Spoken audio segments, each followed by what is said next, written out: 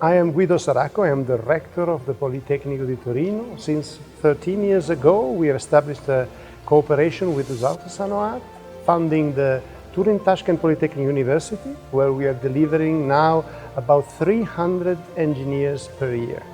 Now we have a new project, and I have been just visiting a number of Sanoat facilities all over Uzbekistan, and I now know very well about the potential of this company, and we are tailoring two initiatives. One is the academy to upskill and reskill the manpower, both the blue collars and the white collars of Sanoat.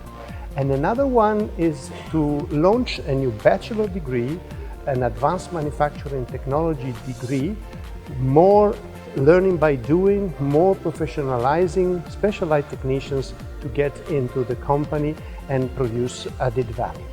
So with this in mind, we are going to sign a new agreement and launch this initiative already in June, and I am sure they will be successful as the former activities of ours.